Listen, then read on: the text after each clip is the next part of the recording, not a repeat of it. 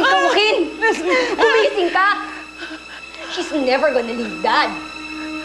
She has him wrapped around her little fingers, Joaquin. Sinira na nga niya buhay ni Mami eh. Susunod, pati buhay mo, sisirain na rin niya. Actually, sinisira na nga niya ngayon yung buhay mo eh. Sinisira na niya yung buhay nating lahat. Pero di mo yung nakikita, no? Hindi mo yung nakikita. Kasi, bulag ka. Kasi, nagtatanga-tangahan ka. Leslie! Tama, anak. Tama na. Tama. Ma'am, tumawag si Janice, ma'am. Mami niyo po. Ha? Bakit? Si Mami. They've given her sedatives kasi nabawala siya kanina. Ano ba kasi nangyari, ha? Sino nagsabi ka na sa bill sa ospital? Actually, the suggestion came from your dad's camp. Why am I not surprised? Isa yun sa mga conditions na hiningi nila when they dropped the charges. Ma? Where are they taking you? Ma, don't worry. We'll take care of you, okay? So, sasama kami. Hindi ka namin iiwan. Kahit hindi na tayo magsampa ng demanda, the state will still proceed with the filing of criminal charges. Wala na akong magagawa doon. Piniling na lang namin na ilagay si Beatrice sa isang facility.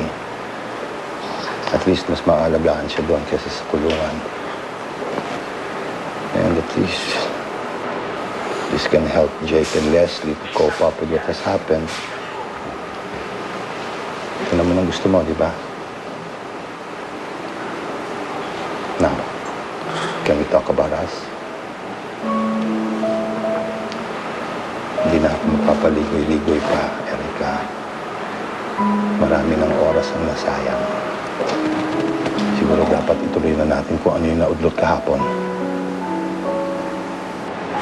Ayoko nang bigyan ng chance ng ibang tao na pigilin ang kasal natin.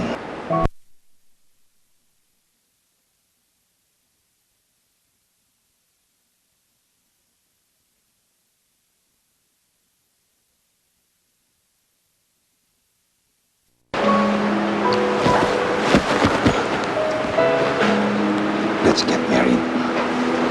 Right here. Right now. Doon din naman pupunta to eh. Huwag na natin patagalin.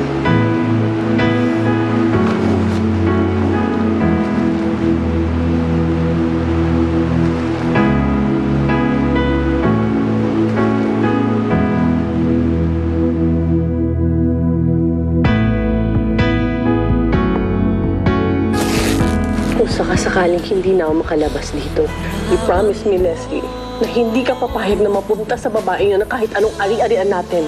Abby, marami ka na naipili sa akin. Alam mo naman enough na sa akin na nandyan ka para sa amin, Bianca. For the life we will be building together.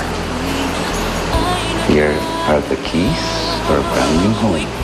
Ate, I just have to find out kung bakit inurong ni Daddy yung kaso. I don't feel good about this.